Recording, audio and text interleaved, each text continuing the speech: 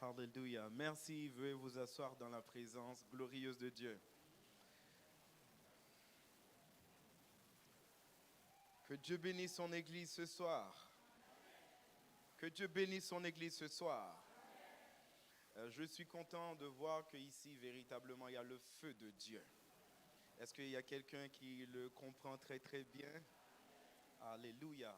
Je suis content de me tenir ici. C'est juste un privilège, bien évidemment, d'apporter ministère ici, car j'ai appris par mon ami, l'évangéliste, que ici, véritablement, notre papa, c'est une colonne de l'évangile dans la nation.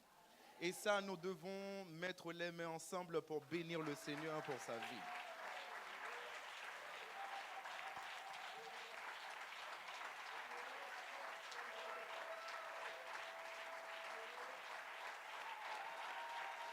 En fait, on aurait fait plus de bruit.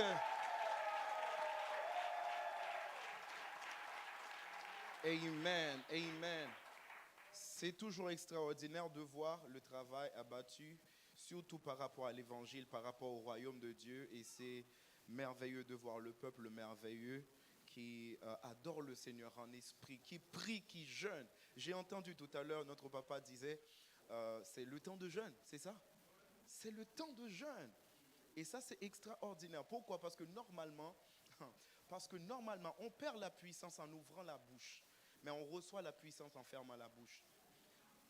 Adam a ouvert sa bouche, il a perdu la puissance. Jésus-Christ a fermé sa bouche, il était revêtu du Saint-Esprit.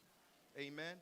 Et je crois véritablement, pendant ces 21 jours, quelqu'un recevra ce que le ciel lui a réservé au nom de Jésus-Christ.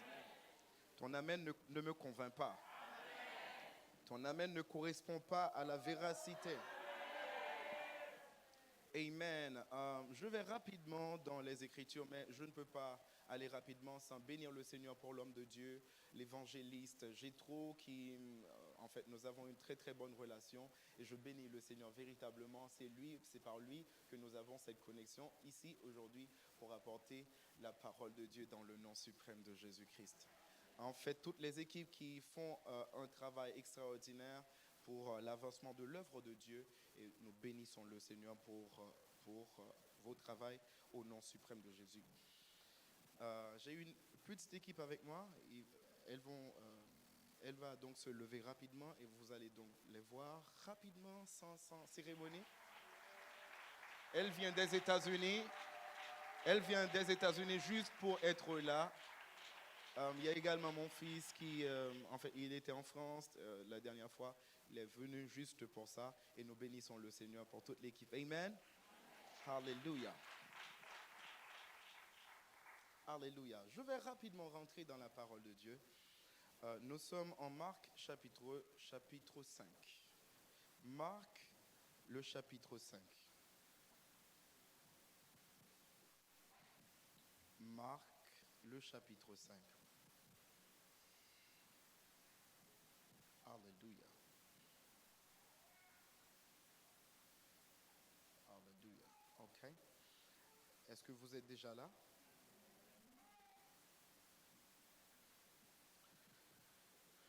Je lis au nom de Jésus-Christ. En fait, OK, d'accord. OK.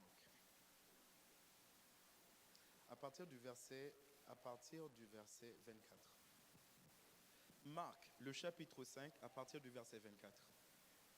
Jésus s'en alla avec lui, et une grande foule le suivait et le pressait. Or, il y avait une femme atteinte d'une perte de sang depuis 12 ans. Elle avait beaucoup souffert entre les mains de plusieurs médecins.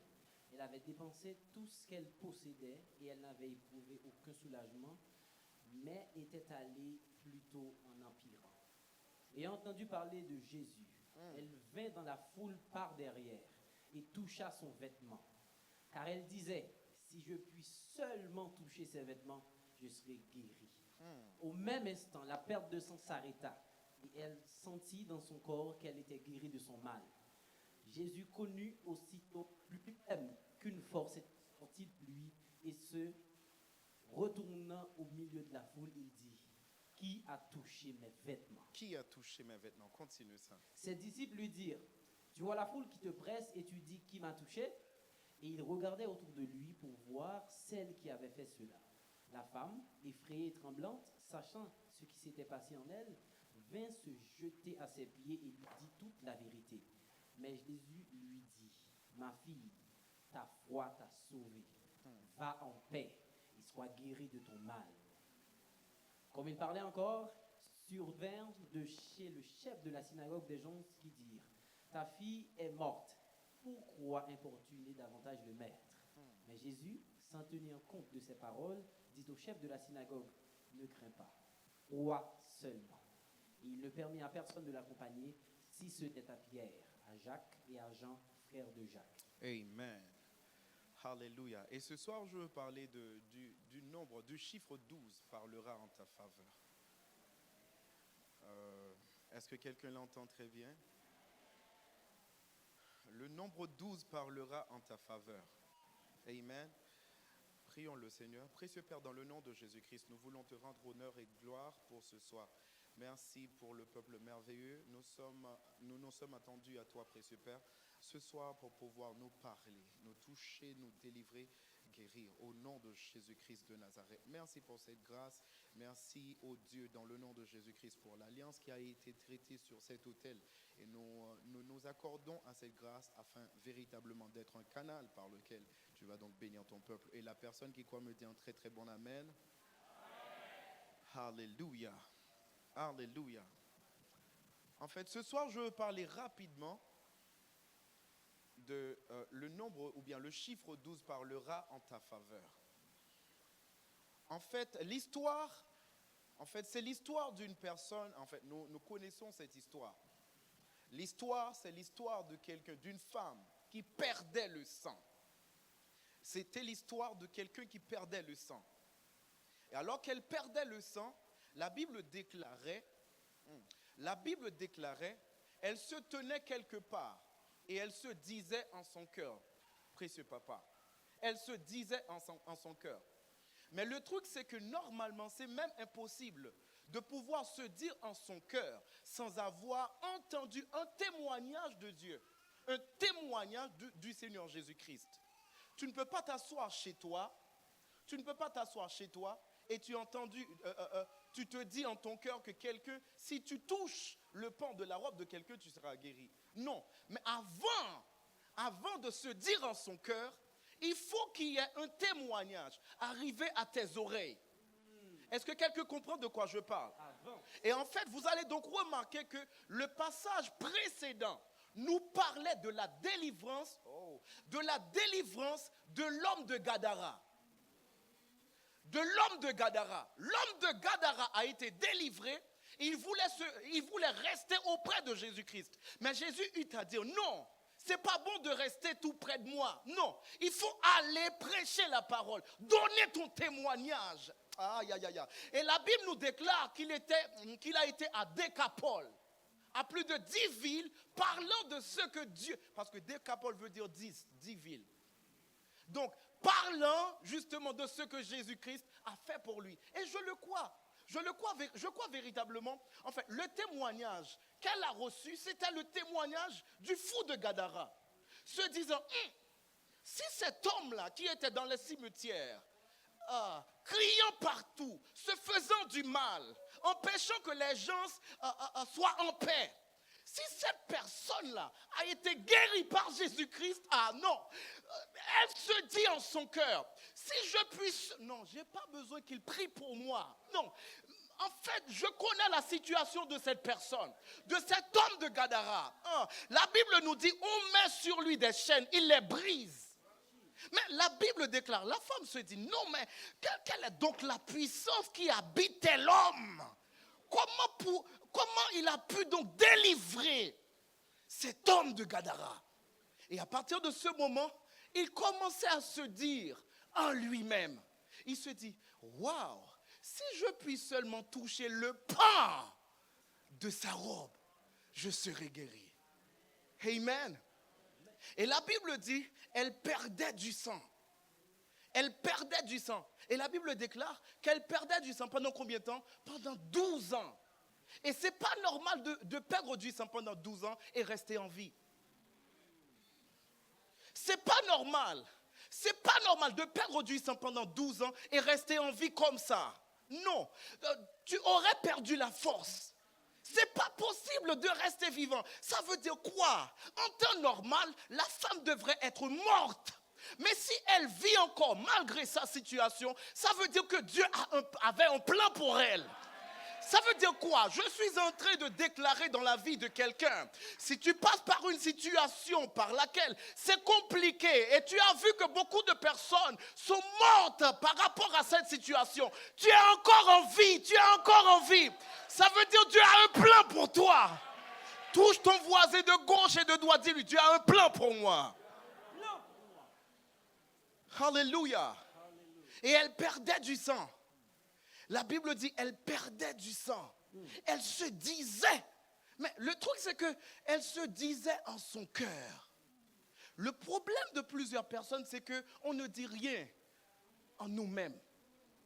Est-ce que vous savez, le vrai problème, ce n'est pas ce par quoi tu es en train de passer, mais c'est ce que tu te dis en toi-même. C'est ce que tu te dis en toi-même. Tu peux donc te regarder. Le médecin t'a annoncé des choses, mais tu te dis en toi-même. Aïe, aïe, aïe. Ton avocat peut t'annoncer des choses, mais toi-même, tu te dis en toi-même. On te dit que c'est fini pour toi, mais tu te dis en toi-même, je sais que mon Rédempteur est vivant. Il se lèvera le dernier. Il se lève. Pourquoi il se lève le dernier? Parce que normalement, la dernière personne à se lever, c'est la plus grande personne. Donc, il va donc se lever. Tu te dis en toi-même. La Bible déclare qu'il passait par des situations où son cas était allé en empirant. Donc, ça ne s'améliorait pas. Ça s'empirait, ça s'empirait, ça s'empirait. Et la Bible déclare, précieux homme de Dieu, entre les mains des médecins. Entre les mains des médecins, son cas allait en s'empirant. Et c'est sûr, c'est que le médecin lui a dit, bon, en fait, et la Bible déclare que non seulement son cas allait en s'empirant, mais aussi, il dépensait tout ce qu'il avait. Et la Bible déclare, c'est pourquoi, je ne comprends même pas. Comment elle fait face à cette situation et elle vient faire une démarche par rapport à sa guérison. Elle était toute seule. Mais comment ça? Où est donc sa soeur, sa famille, ses proches? Et c'est ça à la vérité. Quand tout va bien pour toi, il y a beaucoup de monde autour de toi. Oui, quand ça marche pour toi, tout le monde parle de toi, tu es la célébrité. Et tout le monde dit du bien de toi. Tout le monde parle en bien de toi. Oh, en fait, vraiment, tu es l'homme du jour, du moment. Tu es la femme du moment, de la saison. Et tout le monde est auprès de toi. Mais quand ça va mal, tu te regardes et tu te vois être seul dans ta situation. Mais la Bible déclare, précieux homme de Dieu, et son cas allait en s'empirant. Son cas allait en s'empirant entre les mains des médecins. Elle a tout perdu. Elle n'a pas perdu seulement du sang, elle a perdu aussi de l'argent. Et c'est à ce moment, elle se trouvait toute seule. Toute seule. Mais le truc, c'est qu'elle se dit non. Non, s'il y a quelqu'un comme Jésus-Christ qui fait des miracles comme cela, moi, je ne mourrai pas à la maison comme ça. Non. Elle se dit en son cœur. Elle se dit en son cœur. Donc ça, c'est l'un des secrets importants. Tu dois commencer à te dire des choses. La Bible déclare quand David était en train de passer par des situations, il s'encourageait lui-même. Il y a des moments dans la vie, tu ne vas pas trouver quelqu'un pour t'encourager. Quelqu'un pour être là pour toi. Et je dis une chose, si tu n'as personne pour être auprès de toi, tu dois être là pour toi-même. Et le vrai problème, c'est que des fois, tu n'as personne auprès de qui parler. Et toi, tu ne te dis pas en toi-même. tu dois commencer à dire des choses. Les choses de la parole de Dieu par rapport à ton identité. Est-ce que quelqu'un comprend de quoi je parle? Et ça, c'est très important. Et la Bible déclare, elle se disait en elle-même. Et il se trouve que le Seigneur Jésus-Christ allait donc guérir, parce que c'était son projet, c'était son plan d'aller guérir la fille de Jairus. Donc, Jésus, son programme ce matin, c'était quoi? Donc, ce matin, je me lève, je vais donc guérir la fille de Jairus. Donc, c'était son plan. La fille de Jairus était dans le plan de Jésus-Christ, dans sa planification pour la journée. Il voulait normalement aller guérir. Oh, Jesus. Donc, il voulait normalement aller guérir la fille de Jairus. Donc, et la femme, la Bible déclare, elle avait entendu parler de Jésus-Christ. Et la Bible déclare clairement, elle s'approchait par derrière. Oh. Elle s'approchait dans la foule, mais par derrière. Mais vous devez comprendre une chose. C'est même un peu catastrophique. Pourquoi? Parce que normalement, dans la culture juive, quand on a cette maladie, c'est impossible d'être en public, de se tenir en public. Pourquoi? Parce que c'est une maladie, c'est comme de l'impureté, c'est comme voilà. Donc pratiquement, c'était pas une opportunité pour elle.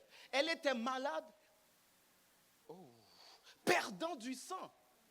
Et selon la loi et la culture juive, elle devrait normalement se tenir vraiment hors du camp. Mais la Bible déclare, par exemple, quand quelqu'un est touché par cette maladie, si tu sais que cette personne vient vers toi, tu fais, en fait, c'est pas le malin, mais tu essaies de tout faire pour pouvoir t'écarter de cette personne, afin que tu ne touches pas cette personne et que cette personne ne te touche pas. Est-ce que quelqu'un comprend de quoi je parle? Mais la Bible déclare, elle avançait et elle touchait Jésus par derrière. Ça veut dire quoi? Certainement, je le crois. Alors qu'elle avance, certaines personnes qui ont vu sa maladie se disent non, je dois m'écarter, je ne veux pas que tu me touches. Pourquoi? Parce que je ne veux pas être impur par ta maladie. Bon, en fait, est-ce que quelqu'un comprend de quoi je parle? Donc, alors que ces personnes-là s'écartent, afin de... C'est comme ça. Elle trouve le moyen de trouver son but.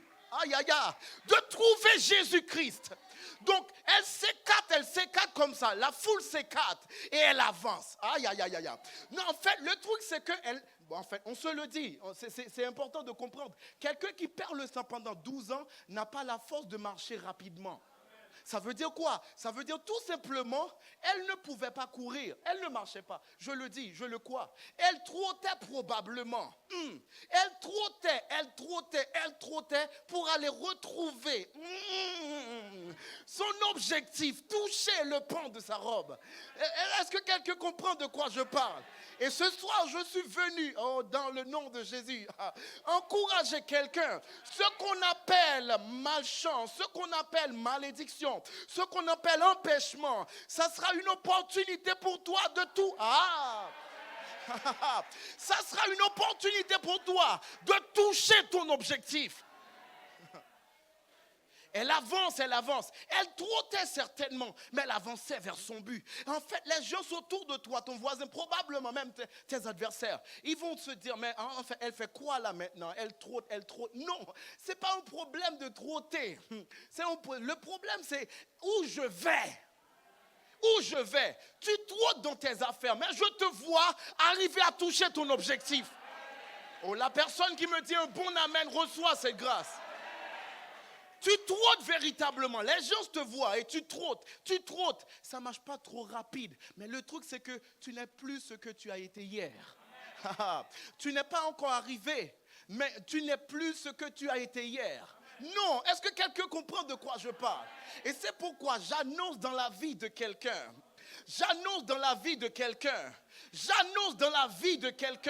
L'opportunité te sera donc accordée dans le nom de Jésus. Et elle perdait du sang. comme ça. Et la Bible dit, elle perdait du sang, mais elle avançait. Et la Bible déclare que la femme, elle approchait par derrière. Et à mon sens, cette femme-là avait la révélation. Pourquoi? Parce que normalement, elle approchait et touchait le Seigneur Jésus-Christ par derrière. Pourquoi? Parce que sa maladie, la loi mosaïque la condamnait pour ça. À partir de cette maladie, en fait, cette maladie ne te donne pas l'opportunité d'être en public, de te tenir en public comme ça et faire tes trucs. C'est pas possible. Mais le truc, c'est que, Jesus, le truc, c'est que, normalement, la Bible dit, elle était venue et touchait Jésus-Christ par derrière. Oh. Et ça, c'est important. Elle a touché le Seigneur par derrière. Pourquoi? Parce que c'est important de comprendre. Au devant de Jésus-Christ, c'est la loi. Oh. Mais après Jésus-Christ, c'est la grâce. Oh. Est-ce que quelqu'un comprend de quoi je parle? Avance! Est-ce que quelqu'un... Parce qu'avant Jésus-Christ... Quand tu te trouves ici, c'est la loi. Avant Jésus-Christ, c'est la loi. Est-ce que quelqu'un comprend de quoi je parle? Donc, on a vu son dos. C'était son dos. Oh, Jesus. C'était son dos. Quand tu vois le dos de quelqu'un, c'est que la personne est dépassée. Et c'est même la raison pourquoi, entre parenthèses, on doit le dire, entre parenthèses, beaucoup de personnes ne sont pas contents de voir que beaucoup de personnes leur parlent en mal, surtout quand ces personnes ne sont pas présentes. Non, c'est une bonne chose. Ça veut dire tout simplement que tu as dépassé cette personne. Quand la personne voit ton dos et te parle comme ça, c'est que tu as déjà dépassé la personne. Et pourquoi? Parce que normalement, il mérite ton dos, pas ta face. Et c'est pourquoi, homme de Dieu, j'aime le Seigneur Jésus-Christ. J'aime le Seigneur Jésus-Christ. La Bible déclare, quand on voulait le battre, la Bible déclare, il courbait son dos et donnait son dos. Aïe, aïe, aïe, aïe, aïe. Et la Bible dit, on a labouré son dos, mais il a gardé sa face. Il a gardé sa face. Il a donné son dos, mais il a gardé sa face. Et sa face, il nous a protégés. Aïe, aïe, aïe, aïe, aïe. Parce que sa face, c'est la grâce. Sa face, c'est la grâce. Il nous a protégés dans sa... Oh! Est-ce que quelqu'un comprend de quoi je parle? Et c'est très important. La Bible déclare que normalement la femme perdait du sang, mais elle trottait quand même pour aller voir Jésus-Christ. Et la Bible déclare, elle a touché le pan de la robe. Le pan de la robe. Et ça aussi, c'est un mystère. Le pan de la robe. En Ésaïe chapitre 6, la Bible dit, Ésaïe a vu le pan de la robe du Seigneur remplir le temple. Oh, Jesus. Et c'est ça le vrai problème de nos églises aujourd'hui. Nous avons des moquettes extraordinaires, mais il n'y a pas le pan de la robe. Le pan de la robe qui fait des choses extraordinaires, nous n'avons pas. Il n'y a plus de feu, il n'y a que du fumée. Mais pour qu'il y ait du fumée, est-ce que quelqu'un comprend de quoi je parle? Il faut que les arbres qu'on allume soient verts. Est-ce que quelqu'un comprend? Il faut qu'il y ait du sève à l'intérieur. Est-ce que quelqu'un comprend de quoi je parle? Le mystère du pan de la robe. La Bible déclare qu'elle était passée par derrière, touchant le pan de la robe. Et soudainement, la Bible déclare, oh Jesus, elle sentait quelque chose. Elle sentait à l'intérieur d'elle qu'elle a été guérie. Elle sentait à l'intérieur d'elle elle sentait qu'elle a été guérie au moment où elle a touché le pan de la robe. Et c'est à ce moment, la Bible déclare, je vais aller rapidement. C'est à ce moment, la Bible déclare, à ce moment précis, le Seigneur Jésus-Christ commençait à se dire des choses. Et il se posait des questions. Il disait, qui m'a touché? Mais en fait, c'est bizarre. Seigneur Jésus-Christ, on te connaît. Tu connais tout. Tu es omniscient. Tu connais toutes choses. Comment fais-tu pour poser cette question? Te disant, qui m'a touché? Mais tu connais tout. Qui m'a touché? Et il se retourne pour demander, qui m'a touché? Qui m'a touché? Qui m'a touché? Est-ce que je peux avancer? Est-ce que je peux avancer? Avance. Mais on doit se rappeler, le Seigneur Jésus-Christ, il était contacté par Jaïrus pour aller normalement aller guérir sa fille qui était malade. Il y avait une condition, il y avait cette maladie-là qui tracassait la fille de Jaïrus et Jésus-Christ se rendait chez Jaïrus. Donc, la direction de Jésus-Christ, la direction de la prophétie, c'était Jaïrus. Mais alors que la femme n'était pas dans le plan, non, la femme n'était pas dans le plan. Le Seigneur Jésus-Christ se rendait chez Jaïrus. Mais la femme, elle se dit, tu ne m'as pas touché, moi, je te touche. Et c'est ça le mystère. C'est ça le mystère. Quand on ne te touche pas, toi-même tu le touches. La Bible déclare, elle s'évitait dans le plan du Seigneur, au point de le retarder un tout petit peu. La Bible dit, il se tient et se demandait, qui m'a touché? Il se tournait comme ça, se demandant, qui m'a touché? Il y a une main ce soir de la foi qui va toucher le Seigneur. Amen. En fait, je le croyais déjà. C'était de ce côté-là. Je vois la foi ici, la foi ici. Il y a la foi ici. Est-ce que là, il y a la foi ici?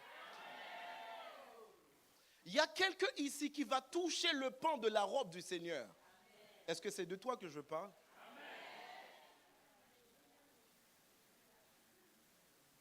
Et la Bible dit, il a touché le pan de la robe. Oh Jesus. Et le Seigneur se demandait, qui m'a touché? Mais je ne comprends pas, précieux homme de Dieu. C'est quoi le problème? Pourquoi Jésus se posait cette question? Qui m'a touché? Qui m'a touché? Non mais, en fait, tu connais tout. Pourquoi tu poses cette question? C'est pas normal. Mais je crois.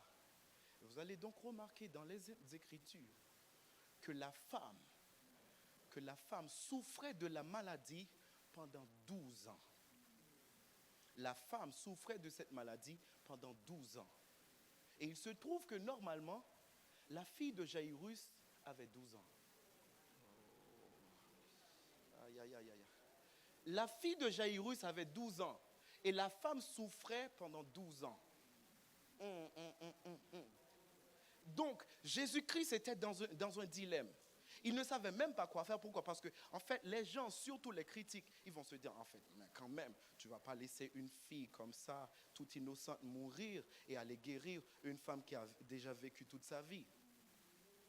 Et si, par exemple, ils se tournent pour guérir la femme, ils vont se dire, bon, en fait, quand même, tu ne vas pas laisser, en fait, je dis la femme, mais quand même, tu ne vas pas guérir une jeune comme ça et laisser la dame mourir comme ça. Ce n'est pas possible. Et c'est à ce moment Jésus-Christ, par le fait que Jésus-Christ, c'est le plus. Par le fait que Jésus-Christ, c'est le plus. Oh non, non, non, quelqu'un ne comprend pas de quoi je parle. Jésus-Christ, c'est le plus. Et c'est pourquoi il est mort sur une croix. Et la croix, c'est la multiplication et l'addition. Donc, il a additionné les 12 de la petite fille et les 12 de la femme. Et à ce moment, ça devient 24. Et à cette dimension, quand ça devient 24, ça provoque la louange de Dieu. Oh Dieu habite dans la louange et l'adoration de son peuple. Est-ce que quelqu'un comprend de quoi je parle? Et à partir de ce moment, le miracle se passait. Est-ce que quelqu'un comprend de quoi je parle? Et la Bible déclare, oh Jesus, et la Bible déclare que la femme avait reçu sa guérison. Elle avait reçu sa guérison. Aïe, aïe, aïe, aïe, aïe. Est-ce que je peux dire une chose? Est-ce que je peux avancer? Est-ce que je peux avancer? En fait, le truc, c'est que, bien-aimés frères et sœurs, dans le Seigneur, le truc, il est important de comprendre. Ce qui t'appartient, on ne va pas toujours te donner ce qui t'appartient. Non. En fait, C'est pas toujours vrai. On va te donner ce qui t'appartient. C'est pourquoi Dieu a promis Canaan au peuple d'Israël. Mais ils ont livré des batailles pour pouvoir rentrer en possession de ces choses. On ne va pas toujours te donner les choses comme ça. Ça t'appartient véritablement. Mais arrivé à un moment de la durée, ce n'est pas un combat, entre parenthèses, mais c'est un combat de la foi. Livrer un combat de foi. Oh Jesus. En fait, je ne sais pas, est-ce que c'est déjà OK? Je m'arrange à ce que ça soit rapide. OK, amen. Et le truc, c'est très important, frères et sœurs bien-aimés. Beaucoup d'entre nous, nous sommes dans une situation où nous ne savons que faire. Nous ne savons pas véritablement comment en sortir.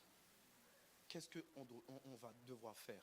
J'ai les diplômes, j'ai tout, mais il y a quelque chose qui ne va pas. Il y a quelque chose qui, probablement, c'est peut-être émotionnel, c'est peut-être social, c'est peut-être économique, mais il y a quelque chose qui ne va pas. Mais ce soir, je suis venu annoncer à quelqu'un, la grâce te sera donc communiquée afin de rentrer dans ce que Dieu a prévu pour toi dans le nom de Jésus. La grâce sera communiquée à quelqu'un de réaliser l'irréalisable. Oh. De voir l'impossible être possible au nom de Jésus. Tu seras donc guéri de ta maladie. Ce soir, le Seigneur va donc se glorifier dans la vie de quelqu'un. En fait, ton amen n'est pas compatible à la déclaration. Et la Bible dit, et j'aime ça, et je veux terminer pour prier avec le peuple de Dieu, rapidement. J'aime le fait que la femme n'est pas restée à la maison pour voir sa mort. Beaucoup de personnes rentrent dans un cercueil tout en étant vivants. Si tu respires encore, ce n'est pas bien de rentrer dans un cercueil. Non, tu vis encore. La Bible déclare une chose. Un chien vivant vaut plus qu'un lion mort. On peut parler d'un lion étant le roi des animaux, mais quand il est mort, ça vaut rien, c'est fini. Donc tu as encore le souffle de vie en toi. Ce qui importe le plus, c'est que là maintenant tu respires. Tu dois commencer à te dire en toi-même, non, je ne mourrai pas. En fait, le truc, c'est pas que quand ça va, on tient un langage. Et c'est ça le problème des chrétiens. Quand tout va bien, on déclare les choses. En fait, oui, je suis la tête et non la queue. Non, on va avoir besoin de cette déclaration. C'est quand tout va pas bien. On va besoin de cette déclaration. C'est quand tu as comme l'impression, tout, aïe. Il n'y a pas de possibilité de t'en sortir. C'est à ce moment, on va voir, est-ce que tu as cru ou pas? Et au fait, quand on parle de la foi c'est quoi? La foi, c'est presque comme la folie. Oui, la foi, c'est presque comme la folie. Il n'y a que le L qui ne le sait pas. Oh non. S'il n'y avait pas eu L, on aurait dit que la foi, c'est la folie. Donc c'est le L là qui sépare la foi de la folie. Ah, tu ne comprends pas de quoi je parle. Donc, la Bible déclare une chose, et j'aime beaucoup. La Bible déclare une chose, et ça c'est très important. La Bible déclare que les pauvres disent, que le pauvre, donc ça veut dire quoi? Quand tu te vois être pauvre, tu es qualifié pour déclarer que tu es riche. Tu n'as pas besoin d'argent pour déclarer que tu es riche. Non. Et le truc, c'est qu'on ne peut pas. Est-ce que je peux dire une chose? On ne peut pas être riche si on n'est pas riche. En fait, je sais que c'est un peu compliqué. On ne peut pas être riche si on n'est pas riche. Pourquoi? Parce que normalement, un pauvre, tu lui donnes de l'argent, il va être... Oh non! Il sera encore pauvre. Pourquoi? Parce que la pauvreté, ce n'est pas un manquement d'argent. La pauvreté, c'est une mentalité. La pauvreté, c'est une mentalité. Tu peux donner des millions à un pauvre. Et c'est pourquoi vous avez pu remarquer que les pays pauvres sont ces pays-là qui ont reçu tellement d'aide financière de manière internationale. Mais pourquoi on traîne encore dans la pauvreté? Pourquoi? Parce que normalement, le problème, ce n'est pas l'argent, ce n'est pas l'or, ce ne sont pas les mines sous nos terres. C'est notre mentalité, notre façon de voir les choses. Et c'est pourquoi je décrète et je déclare que Dieu puisse toucher ta tête. Que Dieu puisse toucher ta tête. Parce qu'à la vérité, le vrai problème de l'homme, c'est un problème de tête. C'est pourquoi Jésus-Christ, quand il était venu, il est mort à un lieu vraiment précis. C'est le lieu du crâne. Pour gérer, pour réguler, pour gérer la situation de la tête de l'homme. C'est un problème de tête. Pourquoi nous savons ici, à l'église glorieuse, que nous allons prospérer? Pourquoi nous le savons? Parce que la tête prospère. Ah non, en fait, tu ne comprends pas de quoi je parle. Parce qu'il est important de comprendre, on va au ciel. Pourquoi? C'est parce que la tête est au ciel. Partout où la tête passe, le corps passe. Partout où la tête passe, le corps passe. Quand la tête se trouve quelque part, le corps finira toujours par... Oh, ya. C'est pourquoi, si tu as vu la tête être élevée, tu seras toi-même élevé. Tu seras toi-même élevé. Amen. Je dis, tu seras toi-même élevé. Amen. Tu vas manger les choses importantes de ce pays. Amen. Je décrète et je déclare, la personne qui se tient debout pour dire un bon amen, cette grâce lui accompagne. Une seconde. Asseyez-vous. En fait, la Bible déclare, je veux atterrir là maintenant pour prier avec nos frères et sœurs. La Bible déclare que le pauvre dise que je suis riche. Donc le pauvre, beaucoup de personnes, tu es chrétien et tu parles de pauvreté. Non, ce n'est pas bien. La déclaration, c'est la maternité de la création.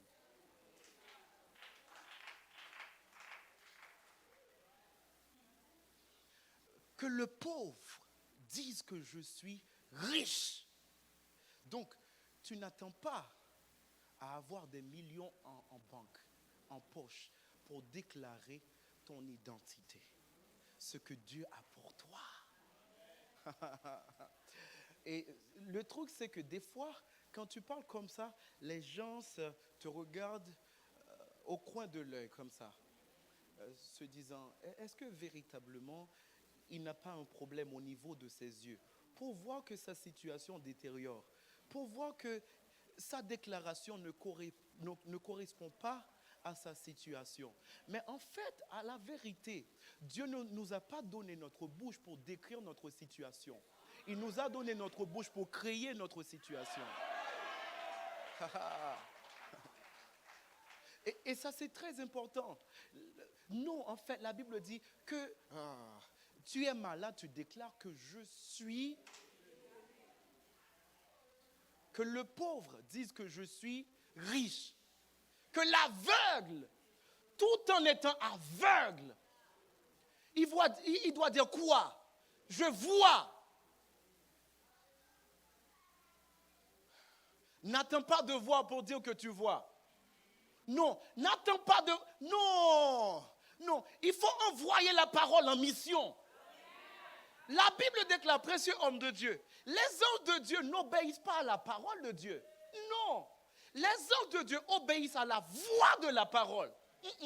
La parole écrite ici, tu commences à faire une voix à cette parole. Et les anges s'activent. Oh Jesus, tu ne comprends pas de quoi je parle. Et les anges s'activent par rapport à cela.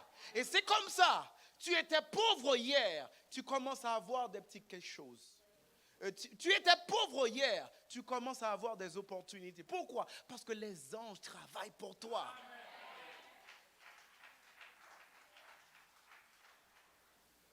Les anges travaillent pour toi. Et la parole, c'est important. Et je disais hier, la parole, c'est pas seulement parole, non. Mais la parole, c'est deux mots. C'est pas et puis rôle. C'est que ton pas aura un rôle dans ta vie. C'est pas et puis rôle. Ton pas aura un rôle dans ta vie. Quand tu vas donc déclarer des choses, tu rentres dans la dimension de Dieu. Pourquoi? Dieu est Dieu à cause de sa parole. Pourquoi Dieu est Dieu? C'est à cause de sa parole. On est fils de Dieu. On parle et les choses vont être créées. On déclare et on voit la manifestation. Par rapport à ta situation, est-ce que quelqu'un comprend de quoi je parle? Et un jour, précieux homme de Dieu, le Seigneur m'a réprimé. Il m'a dit que, en fait, je ne comprends pas vos trucs là, vos trucs à l'église. Vous faites des choses qui... c'est pas normal. Et je posais, c'était à 3h du matin, je posais la question au Seigneur, c'est quoi le problème? Il a dit que, normalement, vous rapetissez mon nom à chaque fois. Je disais, c'est quoi le problème? C'est quoi le problème à la vérité? Il me dit une chose, et ça m'a choqué, et a changé ma façon de voir Dieu et à voir ma propre personne. Est-ce que vous savez, il m'a posé une question. Comment je me nomme? Je lui ai dit, bon, en fait, comment je me nomme? Amen, Jésus. En fait, Jésus, c'est le nom du Sauveur. Amen. La Bible dit, Jésus-Christ, c'est le nom qui nous a été donné pour nous sauver. Amen. En fait, amen. Et le truc, c'est que la Bible déclare, en fait, il m'a posé cette question, même avant de rentrer dans la Bible, il m'a posé cette question. Et j'ai répondu, en fait, ton nom, je crois que c'est Yahweh. Parce que normalement, Moïse t'a rencontré et tu lui as dit que tu es, bon, en fait, on dit Yahweh tout de même. Entre nous, nous savons. OK, amen. Il m'a dit non. Et je disais, normalement, en fait, c'est quoi? Jireh, j'irai. Il me dit non. Non, je ne me nomme pas Jéhovah Jireh. Non, c'était un nom qu'on m'a prêté par rapport à une situation. Donc, Abraham passait par une situation, compte tenu, il était en manque, il voyait en moi l'abondance et le pourvoyeur. Je disais, ok. En fait, Yahweh, il me dit, en fait, tu as compris une chose, mais tu ne l'as pas appliquée. Je posais la question, c'est quoi le problème? Il me dit, comment je me nomme? J'ai répondu pratiquement, en fait, Yahweh. Et je lui ai dit, je suis.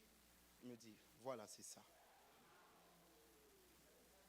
Je suis. Et j'ai posé la question, mais c'est quoi nos problèmes? Pourquoi? Parce que tu as dit que nous avons des problèmes ici, en prononçant ton nom et te rapetisser. C'est quoi le problème? Il me dit, des fois quand vous parlez, vous ne savez pas ce que vous dites. Je lui ai posé cette question. Mais c'est quoi le problème? Il me dit, normalement, je m'appelle je suis. Je m'appelle je suis. Donc, quand un chrétien dit que je suis malade, il ne parle pas de sa personne, il parle de ce je suis. Oh. En fait, il dit, normalement, quand tu dis que je suis pauvre, tu impliques le je suis là-haut. Tu ne parles pas de ta personne, parce que son nom c'est je suis. C'est pourquoi quand tu déclares je suis riche, oh, quand tu déclares que je suis riche, ça veut dire quoi? Qu'est-ce qui va donc se passer? Il va donc se sentir glorifié. Oh Jesus. Il va donc se sentir honoré. C'est même la louange de déclarer ce que Dieu a dit par rapport à notre personne. Pourquoi? Parce qu'il n'y a pas de séparation. Étant en Christ, la Bible déclare, nous sommes devenus avec lui une même plante. Une même plante.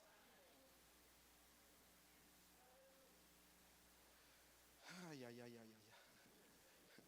Donc tu n'es pas malade. Je ne suis pas malade. Je suis guéri. Amen. Je ne suis pas pauvre. Je suis riche. Non, je ne suis pas bloqué. Je suis.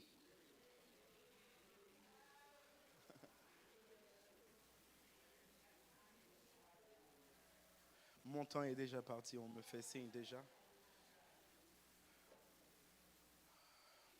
Nous allons normalement prier le Seigneur.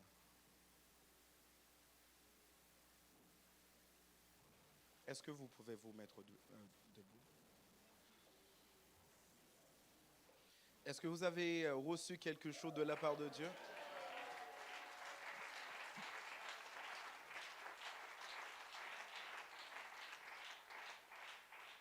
Et je crois véritablement, pendant ces 21 jours qui commencent aujourd'hui, qui va donc se terminer le 23, c'est ça, précieux homme? Le 23, vous aurez des témoignages en cascade. Vous aurez des témoignages en cascade. Vous allez commencer à témoigner et soudainement un autre témoignage va donc venir. Vous allez vous fatiguer à témoigner au nom de Jésus-Christ de Nazareth.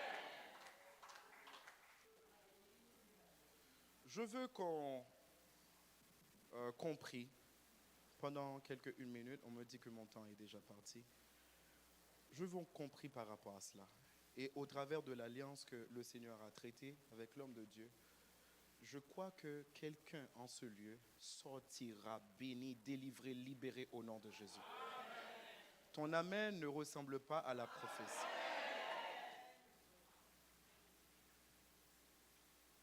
On va faire cette prière. On va faire cette prière. On va dire, Seigneur Jésus. Vous le dites bien, d'accord? Seigneur Jésus. Ce soir, j'ai reçu ta parole. Et je crois en ta parole. Je décrète et je déclare toute grâce, toute bénédiction rattachée à cette parole, c'est ma portion, c'est mon partage.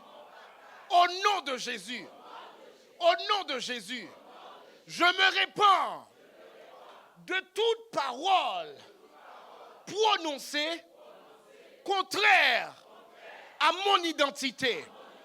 C'est pourquoi je décrète et je déclare que je suis guéri, que je suis fort, que je suis riche, que je suis libéré, que je suis riche, je suis libéré. Au nom de Jésus, au nom de Jésus, au nom de Jésus. Est-ce que quelqu'un le croit?